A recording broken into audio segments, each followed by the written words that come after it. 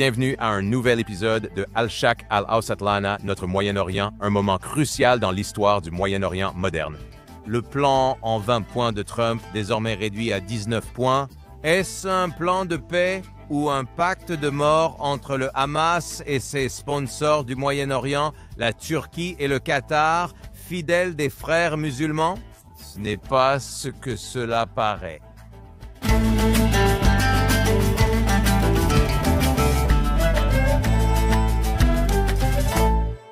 L'Occident a peut-être encore une fois été dupé ou menacé d'être trompé à nouveau par la guerre de la tromperie et la désinformation du Hamas.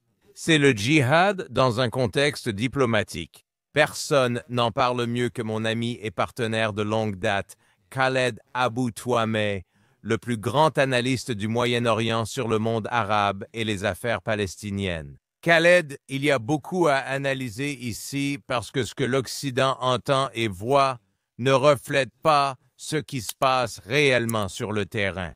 Assassinats, tortures, exécution de dizaines de Gazaouis par le Hamas qui réaffirme son contrôle dans chaque quartier de Gaza, tandis qu'en même temps, les États-Unis et le président Donald J. Trump annoncent la fin de la guerre et le début de ce qu'ils considèrent comme un plan de paix et de stabilité régionale.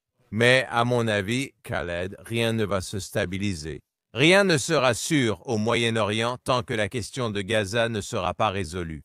Et en ce moment, il semble que Gaza soit tout sauf résolu. En fait, c'est encore plus chaotique que le 6 octobre 2023. Tu sais, Dan, c'est ironique que, alors que le président Trump, les dirigeants arabes et d'autres personnes parlaient de paix, d'une nouvelle ère pour le Moyen-Orient, de stabilité, de coopération, de déradicalisation, au même moment où nous entendions ces termes et ces mots à Jérusalem et à Sharm el-Sheikh, Hamas rassemblait des dizaines de Palestiniens, probablement des douzaines, voire des centaines, les torturait, les interrogeait et en exécutait beaucoup. C'est un développement très spectaculaire. Pourquoi? Parce que cela montre que nous sommes revenus au 6 octobre. Nous sommes revenus à l'époque d'avant le 7 octobre, où le Hamas continue de gouverner. Et ces exécutions publiques sont destinées à envoyer un message non seulement aux Palestiniens, mais aussi aux autres, en particulier aux pays arabes, qui pensent pouvoir entrer à Gaza sans l'approbation du Hamas. Également à l'autorité palestinienne que tel est le sort de tous les collaborateurs. N'oublions pas que le Hamas n'a jamais changé d'avis sur l'autorité palestinienne et le président Mahmoud Abbas. Pour eux, pour le Hamas, l'autorité palestinienne et le président Mahmoud Abbas sont des traîtres. Ce sont des personnes qui ne sont pas engagées dans la lutte armée contre Israël. Ce sont des personnes qui, selon le Hamas, continuent de respecter les accords d'Oslo, donc ce sont des traîtres. Et c'est pourquoi nous devrions considérer ce qui se passe ici comme un développement très sérieux, qui n'augure rien de bon pour l'avenir de Gaza. Tsahal continue de contrôler la moitié de Gaza, mais le Hamas contrôle l'autre moitié. C'est ce que nous voyons. Et je ne cesse de me demander, quand je vois ces exécutions publiques, quand je vois des membres du Hamas dans les rues de Gaza, de la bande de Gaza, qu'est-il arrivé à tous ces plans? On entendait parler du plan Clam. Vous vous souvenez du plan pour établir... Le plan Hébron d'abord. Ouais, d'accord. Hébron d'abord, puis l'Ouest, nous sommes... ce qui va se passer à Gaza. Les clans vont se soulever et ils vont se révolter contre le Hamas, et le Hamas sera désarmé. Je suis désolé, mais jusqu'à présent, je vois que les seuls partis qui sont désarmés sont les rivaux du Hamas à Gaza. Encore une fois, ce n'est pas bon. Désarmé et décapité. Désarmé, décapité, tué. Je veux dire, ils tirent même sur des femmes maintenant, des mères, des enfants. Vous savez, j'entends beaucoup de témoignages de personnes à Gaza. Elles m'appellent et me disent « Écoute, c'est horrible. Les gens ont peur. Nous n'avons jamais pensé que ça serait comme ça. » Et tu sais, Dan, ils posent une question simple. Où sont tous les manifestants pro-Palestine qui condamnaient Israël pendant la guerre et qui maintenant reste silencieux alors que le Hamas commet des atrocités contre son propre peuple. La répression du Hamas, où le Hamas affirme qu'il réprime les collaborateurs et criminels présumés. Quelles preuves le Hamas fournit-il? C'est comme traiter les Juifs de nazis, ces victimes de collaborateurs du Hamas, alors que nous savons que 3500 Gazaouis ont participé à l'invasion, au viol de masse, à la torture et à l'enlèvement d'Israéliens. Mais cela étant dit, en ce moment, comme vous l'avez très bien dit, nous n'entendons aucune indignation ni condamnation publique de la part des États-Unis, de l'Alliance occidentale, de l'Europe ou d'aucun autre pays contre ces exécutions sommaires, ces meurtres de masse de Gazaouis. Et encore une fois, cela me rappelle, Dan, l'année 2007 et de l'été 2007. Vous savez, l'histoire ne cesse de se répéter. C'est en 2007, lorsque l'Organisation de libération de la Palestine, lorsque l'autorité palestinienne sous le contrôle du Fatah à Gaza a été expulsée, chassée, lors d'un putsch du Hamas. Et à l'époque, le Hamas procédait à des exécutions publiques. Ils jetaient certaines personnes du haut des toits. Ils ont traîné certains membres du Fatah dans les rues et les ont lynchés. Ils ont même brûlé le corps d'un homme devant tout le monde. Ce n'est qu'un... Et à l'époque, encore une fois, nous n'avons pas entendu ni vu de réaction très forte de la part de la communauté internationale. Et le silence de la communauté internationale a permis au Hamas, depuis 2007, de gouverner Gaza d'une main de fer. Personne ne s'en soucie, vraiment. La communauté internationale ne s'en préoccupe que lorsque Israël est impliqué ou lorsqu'on peut en rejeter la faute sur Israël. Nous assistons actuellement à un deux poids, deux mesures de la communauté internationale. Ceux qui critiquaient Israël ces 2 dernières années sont soudain silencieux. Certains d'entre eux, d'ailleurs, soutiennent également le récit du Hamas ou affirment qu'il s'agit de collaborateurs. Ils devraient se demander quelle procédure régulière a été suivie. Est-ce que ces personnes ont été jugées? Où sont les preuves? Mais personne ne pose la question. Nous voyons le Hamas revenir au pouvoir. Nous voyons le Hamas reprendre le contrôle des zones dont l'IADF s'est retiré. Cela envoie un message aux autres Arabes et à l'autorité palestinienne. Pourquoi y aller? Si le Hamas reste, qui voudra les affronter? Absolument. C'est une mesure de dissuasion majeure prise par le Hamas, qui n'a aucune intention de se désarmer, aucune intention de se démilitariser, aucune intention de se déradicaliser, aucune intention de permettre à cette coalition internationale de puissance, les États-Unis, avec l'aide de l'ancien premier ministre Tony Blair comme gouverneur potentiel de Gaza, ainsi que des pays du Moyen-Orient encore non nommés, qui sont censés constituer une force de sécurité internationale et un gouvernement intérimaire.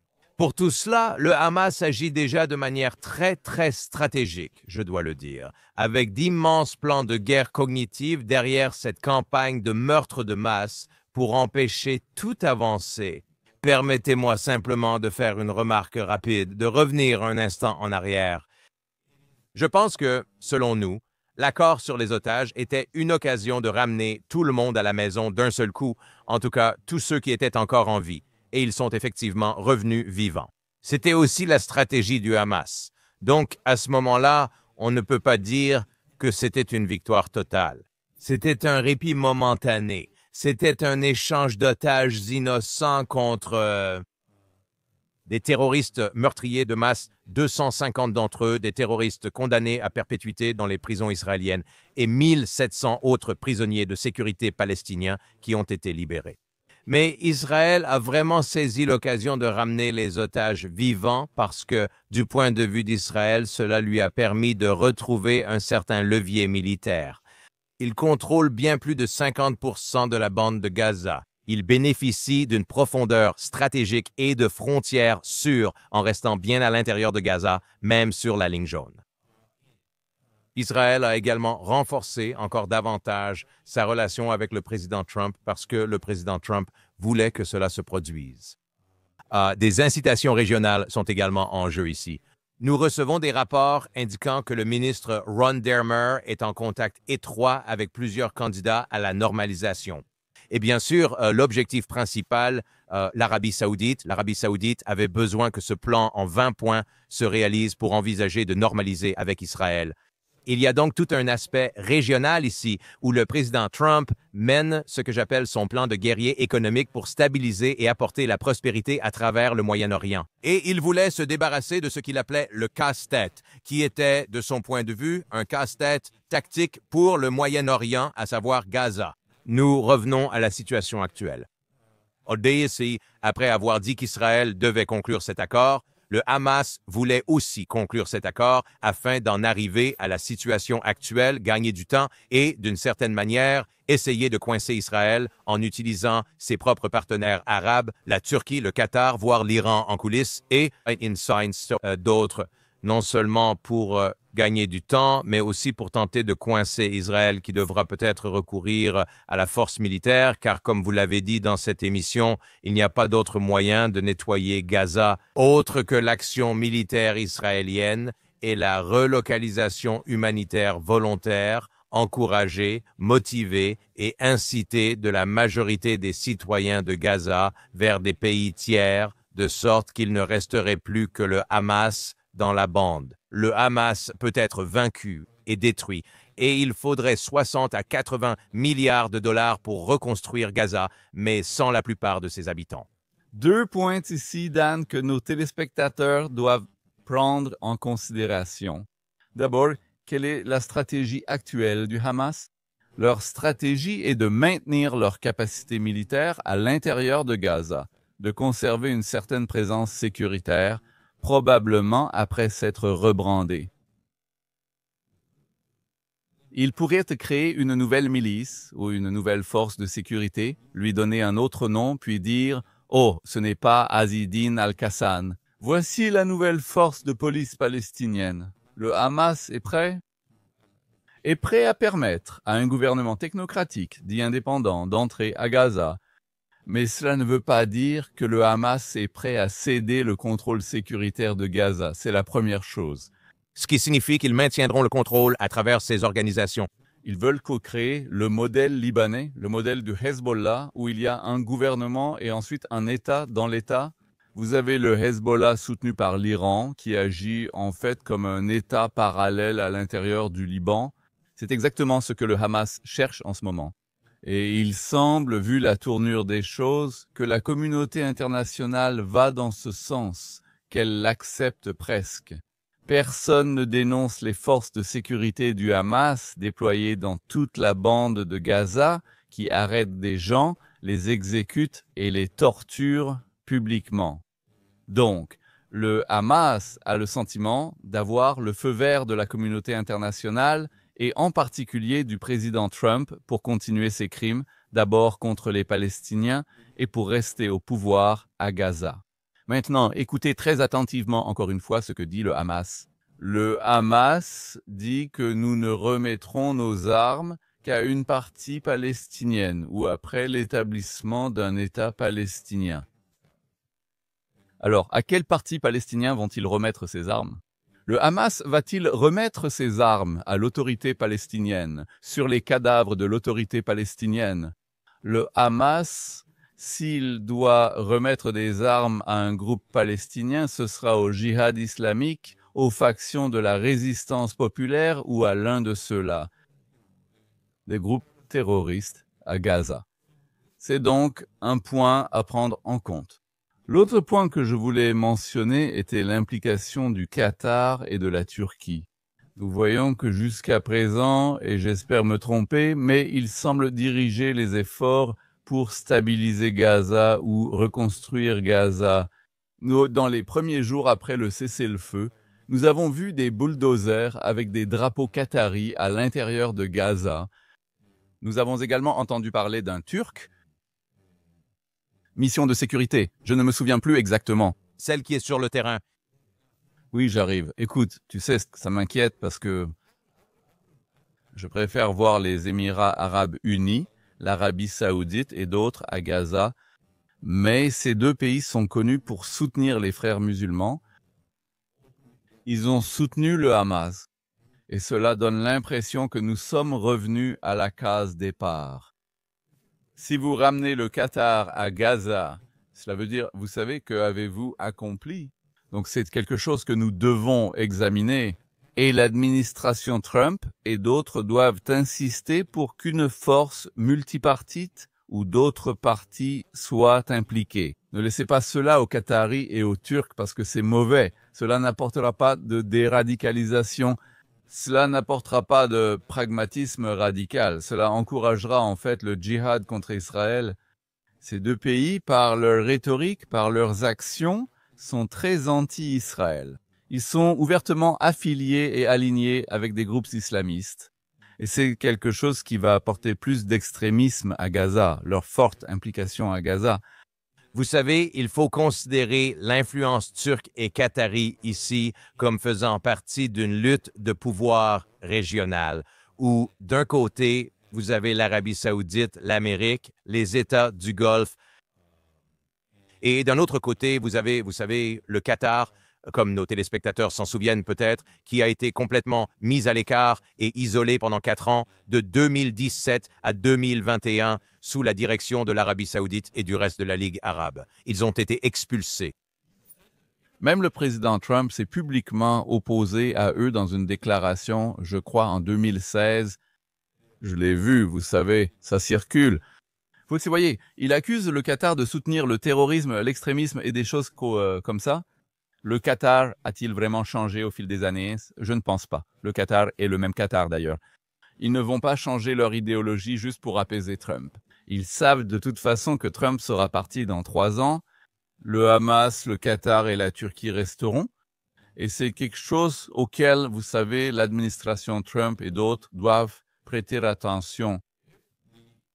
Si les choses continuent comme elles le sont actuellement à Gaza, et nous n'avons même pas encore terminé la première phase, d'ailleurs, du plan Trump. Mais il y a de nombreux corps que le Hamas n'a pas rendus. Les responsables de la sécurité israélienne pensent que le Hamas joue des jeux. Encore une fois, ce n'est pas que toi et moi soyons surpris. Nous nous attendions à ce que cela arrive, car au final, c'est bien un jeu de levier du Hamas, n'est-ce pas? Souviens-toi, j'appelais ça la police d'assurance du Hamas, qu'il garderait toujours quelques corps, 3, 4, peut-être 10, comme une police d'assurance pour, tu sais, oh, donnez-nous plus de temps. Tu sais, nous devons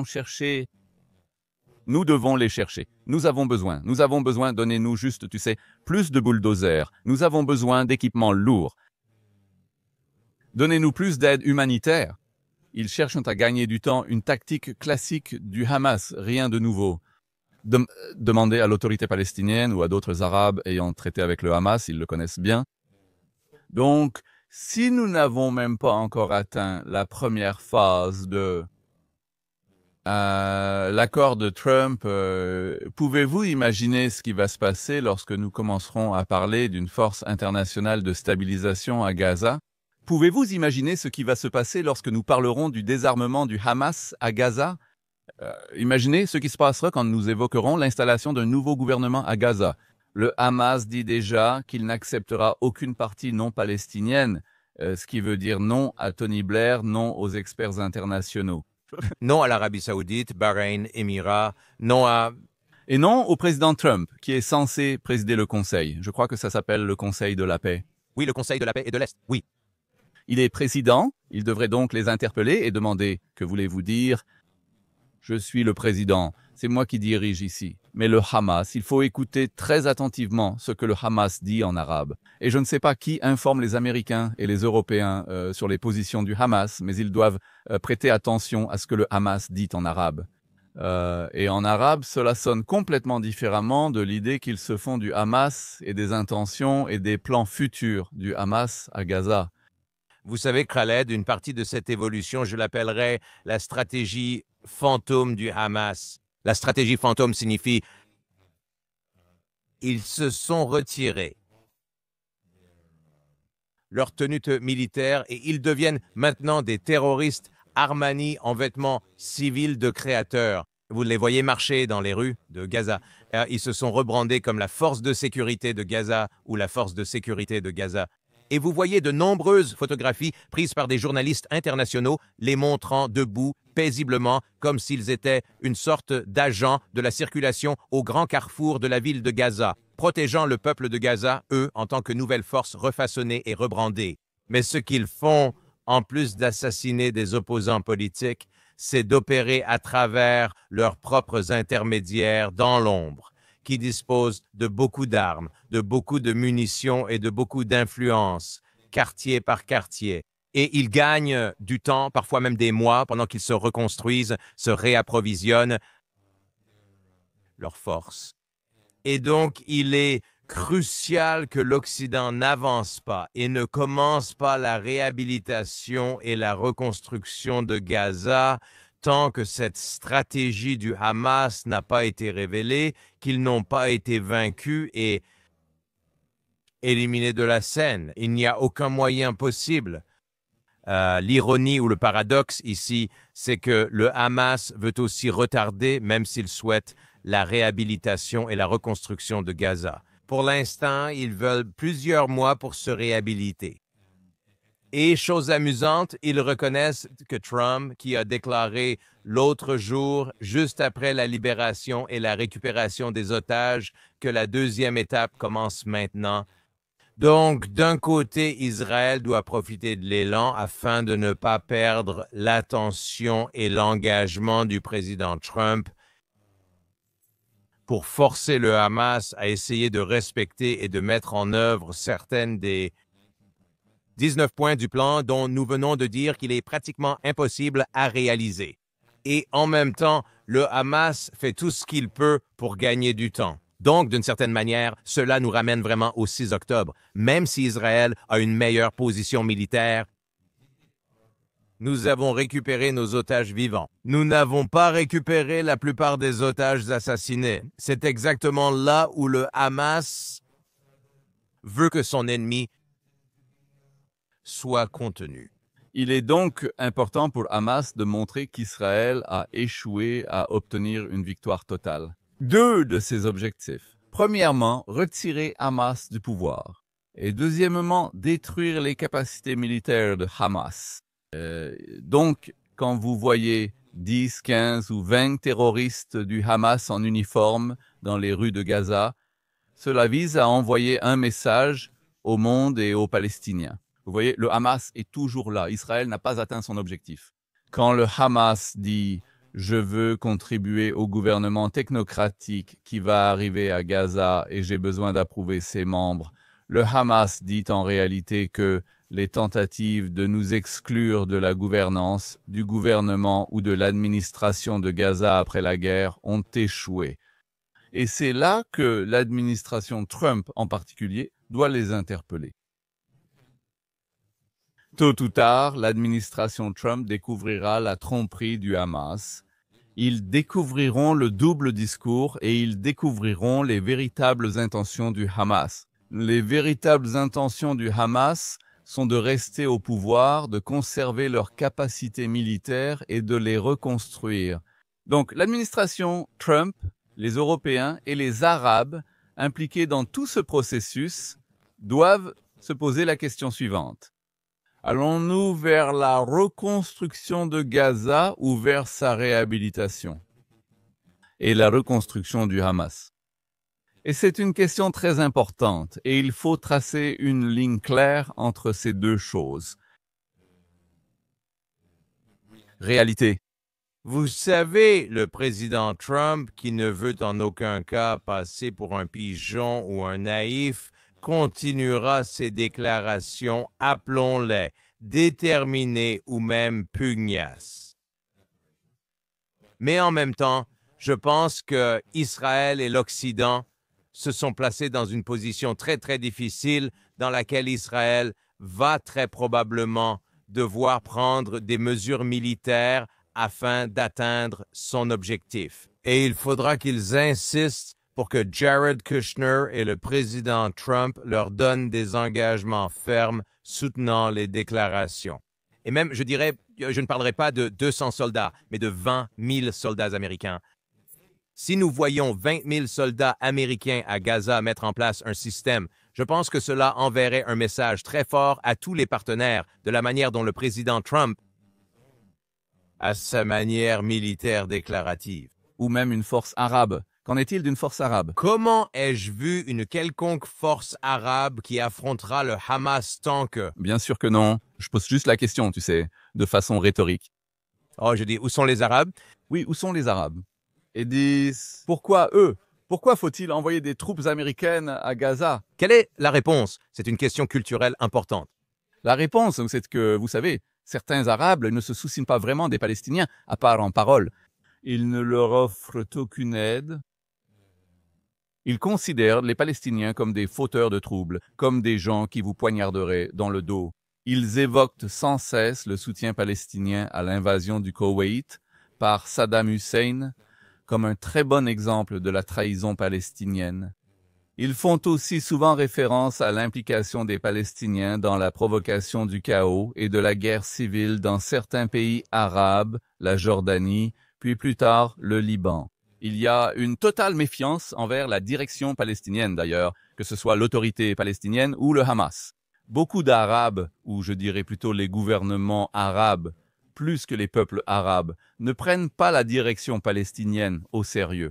Ils les considèrent comme des personnes très corrompues, qui ne se soucient que de leurs propres intérêts, des gens qui ont à plusieurs reprises promis sans jamais tenir leurs promesses de mettre en œuvre des réformes et la démocratie pour les Palestiniens. Donc les Arabes ne veulent pas vraiment s'impliquer alors. En d'autres termes, les Arabes veulent que Gaza et les Palestiniens soient le problème d'Israël. Nous n'avons pas vu l'Égypte ouvrir ses frontières pendant la guerre pour permettre au moins à certains de ces Palestiniens d'entrer temporairement. D'accord, ils ont ouvert au début pour les personnes qui ont soudoyé leur sortie. 10 000 $ par personne. Et ils ont eu près de 100 000. Près de 100 000 Gazaouis ont trouvé comment payer entre 5 et 10 000 $ par personne pour aller en Égypte. Je connais beaucoup de Gazaouis ayant payé des dizaines de milliers de dollars pour partir. Mais les pauvres, les personnes déplacées n'ont jamais su la chance de quitter Gaza pour aller au moins temporairement au Sinaï ou ailleurs. Nous avons vu les Égyptiens sceller la frontière avec Gaza. Nous avons vu des déclarations très fermes contre le plan Riviera de Trump ou le plan de relocalisation. Je n'ai pas vu le Qatar, d'ailleurs, accueillir ou même proposer d'accueillir 10 000, 15 000 Palestiniens, même temporairement. L'Arabie Saoudite, je n'ai pas vu non plus, je veux dire. Donc c'est ainsi que Trump, qui avait compris ce que Khaled Abou Toameh dit maintenant, a réussi à rassembler cela. Une armée d'accords civils de volontaires, si vous voulez, afin de les amener à signer sur la ligne pointillée. Est-ce qu'en gros, ce que nous voyons aujourd'hui, c'est la tentative de mise en œuvre d'un plan qui devrait vraiment s'appeler le plan du Golfe arabe et non le plan Riviera de Trump? Trump a réussi, par le génie de son plan, à faire adhérer à ce projet des ennemis du monde arabo-musulman comme le Qatar, la Turquie, l'Arabie saoudite, le Golfe, Oman, l'Azerbaïdjan et d'autres, alors que beaucoup d'entre eux se détestent. Mais le fait que le plan se soit éloigné de l'accent mis sur la Riviera pour se concentrer sur le Golfe arabe, pour utiliser une métaphore du plan, c'est ce qui a permis de mettre tout le monde d'accord. Et Israël a suivi. Le Premier ministre Netanyahu, comprenant que c'était la seule occasion de ramener tout le monde d'un seul coup pour renforcer la position militaire d'Israël au cas où nous devrions lancer une attaque à grande échelle. Par politesse, les dirigeants arabes n'ont pas refusé Trump et ont accepté. Et, vous savez, on fait des déclarations sur la reconstruction de Gaza, sur, vous savez, l'établissement d'un nouveau gouvernement pour les Palestiniens, sur l'aide aux Palestiniens. On fait ces déclarations, mais les dirigeants arabes en ont déjà fait de semblables auparavant. La plupart de ces déclarations sont restées lettres mortes. Elles ne se sont jamais concrétisées, elles n'ont jamais vu le jour. Les Palestiniens n'ont pas vu les fruits. Les Palestiniens ont en fait reçu plus d'aide financière des Européens et des États-Unis que de leurs frères arabes. Donc, ce que nous voyons maintenant, c'est que, tandis que les Arabes essaient de prendre leur distance avec la question palestinienne, nous voyons Donald Trump les ramener vers la question palestinienne, vers le bourbier palestinien, la crise de Gaza, et ils le font à contre-cœur. Ils disent, d'accord, nous ne voulons pas lui dire non. C'est un homme avec de bonnes intentions, Trump. Alors allons-y et voyons ce qui se passe. Vous pouvez toujours compter sur les Palestiniens, d'ailleurs, pour faire échouer toute tentative de reconstruction. Vous verrez le Hamas refuser de se désarmer et d'abandonner le pouvoir. Vous verrez plus de crimes du Hamas contre les Palestiniens et l'autorité palestinienne craindre d'aller à Gaza, et cela va progressivement convaincre les Américains et toutes les personnes bien intentionnées, d'ailleurs en Occident, que le vrai problème reste le leadership palestinien, la radicalisation parmi les Palestiniens, l'endoctrinement. Il y a des questions fondamentales qui n'ont pas encore été abordées. Toute une génération de Palestiniens a été élevée dans la glorification du djihad, de la guerre sainte, de la mort à Israël, de la mort à l'Amérique. Je ne peux pas trouver un seul Palestinien qui reconnaisse Israël comme la patrie du peuple juif. Je ne connais aucun Palestinien qui croit aux Juifs, ou peut-être 3 ou 4. N'exagérons pas, il y en a quelques-uns. Mais l'immense majorité des Palestiniens ne croient même pas à l'histoire juive. Ils ne croient à aucun lien juif avec cette terre, à aucun lien, ni religieux, ni attachement émotionnel à cette terre. Pour les Juifs, et ce sont des questions très importantes parce que c'est ce qui délégitime Israël aux yeux de nombreux Palestiniens, en particulier de la jeune génération. Et quand tous ces enfants dans les rues de Gaza, ils se tiennent là en cercle et regardent ces exécutions publiques, ils applaudissent et ils scandent Allahu Akbar. Est-ce cela la déradicalisation dont parle l'administration Trump? C'est en fait une poursuite de l'endoctrinement. Cela envoie un message à ces jeunes enfants qui sont invités à assister à ces exécutions publiques que c'est la seule voie pour le djihad. C'est la seule voie pour libérer toute la Palestine et éliminer Israël. Où allons-nous maintenant? C'est une question rhétorique. Il semble que la possibilité qu'Israël et l'Occident arment et approvisionnent les familles, clans et tribus locales. Et il y en a des centaines. Pas seulement la famille Dagmouche, pas seulement le clan Abu Shabaab, mais il y en a, et corrige-moi si je me trompe, parce que tu es l'expert incontesté ici sur le Hamas, mais il y a des dizaines, voire des centaines de familles, de clans et de tribus à Gaza qui rejettent complètement le Hamas et qui manquent de soutien occidental. Il manque de l'aide nécessaire pour simplement se défendre eux-mêmes. Pourquoi ne pas former une coalition de forces armées, des forces armées arabes, des forces armées palestiniennes, des forces armées européennes, les envoyer à Gaza pour en finir avec tout cela, pour démanteler le Hamas par la force, pour retirer le Hamas du pouvoir, pour imposer la loi et l'ordre? C'est la seule solution. S'ils refusent, quelqu'un d'autre le fera. Et nous savons tous que ce quelqu'un d'autre, c'est Israël. En 1991, les États-Unis ont formé une coalition de nations arabes contre l'Irak pour libérer le Koweït. Une coalition combattait Al-Qaïda. Il y avait une coalition internationale avec la participation arabe pour combattre Daesh, pour lutter contre les djihadistes en Syrie. Pourquoi ne font-ils pas la même chose à Gaza? Le Hamas est bien plus petit que l'armée de Saddam Hussein.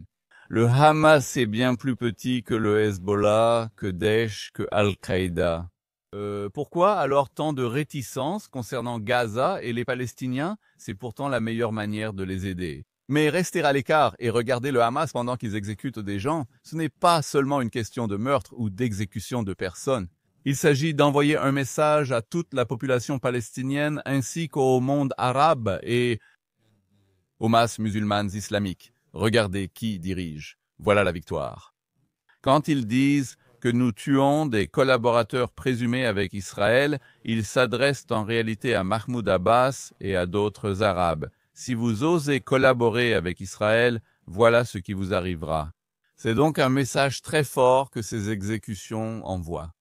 Tu sais, Carla, c'est une excellente façon de conclure l'émission de dire en arabe, dire Balak, que tu devrais être averti. Attention, en latin, cavat emptor, soit que l'acheteur soit averti. Et en anglais, on dit sois prudent, vérifie et avance, progresse, avance dans la bonne direction, mais avec une extrême prudence et une grande méfiance envers ce qui se passe à Gaza, car cette guerre, malheureusement, est loin d'être terminée. Nous devons être très réalistes. Nous devons ouvrir les yeux et observer très attentivement ce qui se dit et ce qui se passe sur le terrain. C'est la seule façon de gérer cette situation. Si nous continuons à nous voiler la face ou à fermer les yeux et à faire l'autruche, ce n'est pas la solution. Allez travailler, cela va encourager les djihadistes, le Hamas et tous ces autres groupes. C'est l'une des raisons pour lesquelles, et je dirais simplement, d'un point de vue politique, nous, au Centre de Jérusalem pour la sécurité et les affaires étrangères, ayant travaillé ensemble sur des questions de politique, allons porter ces défis politiques et stratégiques aux États-Unis, aux décideurs de l'administration, au Congrès, aux médias, aux influenceurs, parce que l'Occident doit être sur la même longueur d'onde qu'Israël et les amis d'Israël. C'est le bon moment parce que nous sommes à un carrefour où tout le monde regarde et tout le monde veut savoir où nous allons. Et c'est le bon moment pour nous d'essayer d'influencer et d'informer les gens sur ce qui se passe réellement. Absolument, Khaled. Merci infiniment pour cette analyse vraiment, d'une certaine manière, surprenante et saisissante de là où nous en sommes et de là où nous allons. Et encore une fois, il n'y a jamais un moment d'ennui dans ce Moyen-Orient ancien, instable et imprévisible. Al-Sharq, Al-Asad Lana, notre Moyen-Orient. Merci Khaled Abou Touameh. Merci, Dan.